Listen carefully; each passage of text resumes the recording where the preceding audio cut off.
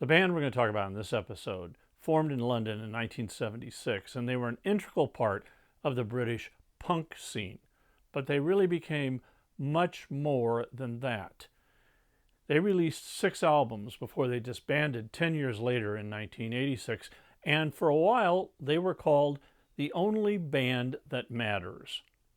So if you listen carefully, you may hear London calling. And we must go, because it is in London that we will learn the story of the Clash. You ready to go? Well then, let's drop the needle.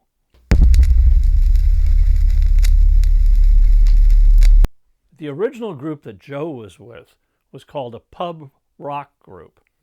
And they played quite often, but when Joe went to watch the Sex Pistols and saw them for the first time, he knew that their music had to change. As it turns out, across town there was a band that needed a lead vocalist. So they approached Joe Strummer, and they told him he had 48 hours to make a decision if he was in or if he was out. It took him 24. They called themselves Weak Heart Drops and the Psychotic Negatives. Now, that's kind of a weak name. But one day their bassist was reading a newspaper and was reading about all the messy stuff that was going on in the world, and he was struck by one word in the newspaper that kept jumping out at him, and that word was Clash. And at that moment, the band changed their name and became the Clash. Joe Strummer was their lead vocalist and rhythm guitarist. Mick Jones was their lead guitar and also vocals. Paul Simonon was bass, and Nicky Topper Hedren was their drummer. After just 1 month of rehearsals, the Clash opened for the Sex Pistols. And after the concert, the Sex Pistols and the Clash went across town to another club to see the Ramones. And seeing the Ramones left an indelible mark on the Clash. Now, the band knew that they weren't playing very well live, so they decided not to take any more gigs until they got much better. And so they rehearsed and they rehearsed unrelentlessly. And their management said, you guys, when you write your songs, don't write about what you want or love. Write about what's important. Write about your emotions and the issues in the world today. And so that's what they started to do. So when they were ready to perform live again, they did. And the gig was reviewed, and in the London newspapers it said that the Sex Pistols need to be scared of the Clash. But for their next gig, the critics were not so kind.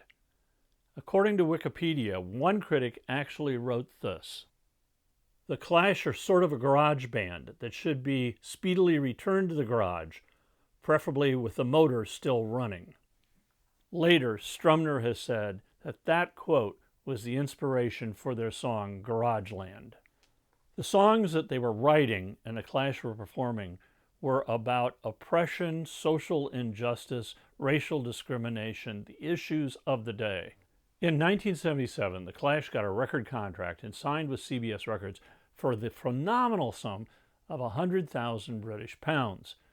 Now, when the word of this contract and that huge amount of money got out into the press, there was a huge backlash from fans, from the critics, from the press that the Clash had sold out. But this backlash was silenced when they released their first single, White Riot, and then it was followed quickly by their first album called The Clash. I guess my favorites would be the opener, Clash City Rockers, I'm So Bored with the USA, White Riot, London's Burning, and Garageland.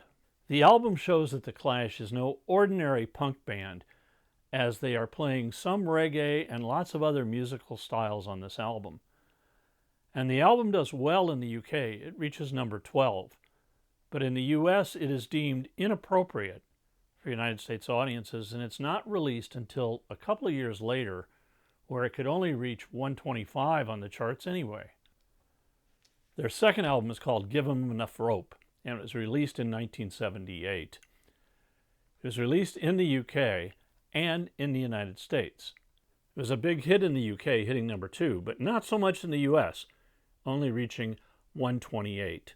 Of all the tracks, I like Safe European Home, Tommy Gun, Julie's Been Working for the Drug Squad, which was called Julie's in the Drug Squad on the US release, and All the Young Punks, New Boots and Contracts, known as That's No Way to Spend Your Youth on the US release. The band toured the UK and the US, and then in 1979 they released their amazing double album, my favorite album of theirs, called London Calling. Here the Clash branches out. There's punk, there's reggae, rockabilly, ska, R&B, pop, lounge jazz, and even some hard rock. The album was a big hit. It sold over 5 million copies worldwide and has been named one of the greatest albums of all time.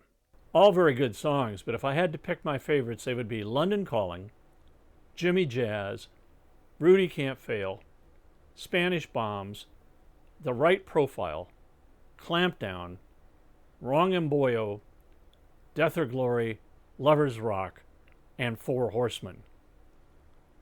As you can tell, with that many favorites on this album, I really like this album from The Clash. The album cover is also very famous. It shows Paul Simon smashing his Fender bass on stage in New York.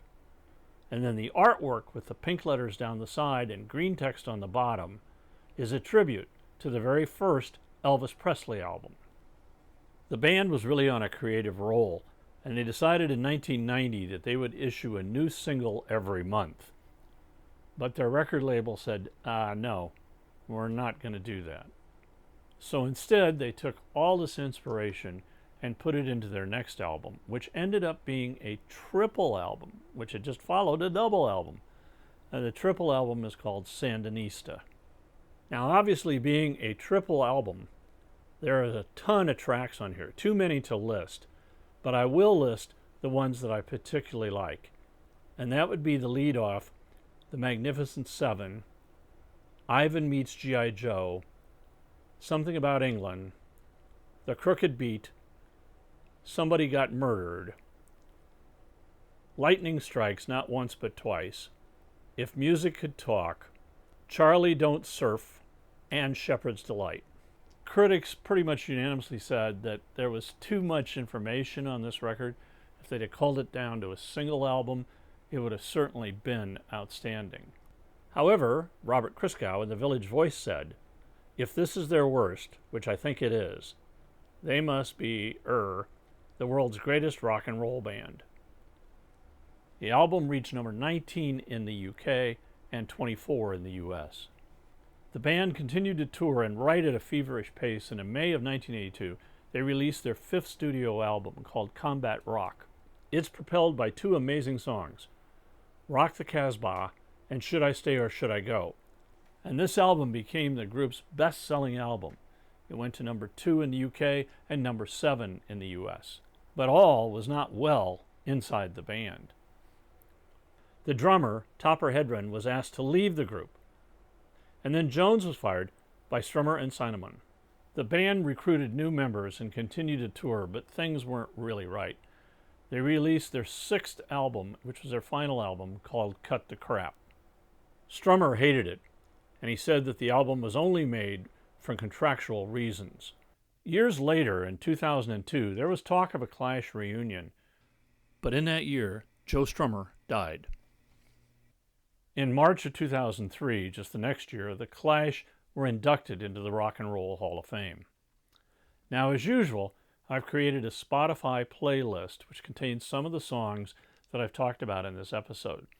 And here's the link, and I'll also put it in the comments so you can go there so you can hear some of the great music from The Clash. The Clash evolved from being part of the punk scene to being a real musical juggernaut, and they weren't afraid to put their politics on their sleeves and sing it right to your face. And as the Clash would sing, should I stay or should I go? Well, it's time for me to go, but thanks for watching, and in the meantime, keep a rockin'. If you liked this episode, hit the like button, and you can also leave me a comment down below, and I'll respond to you. If you subscribe, we'll let you know when future episodes come out.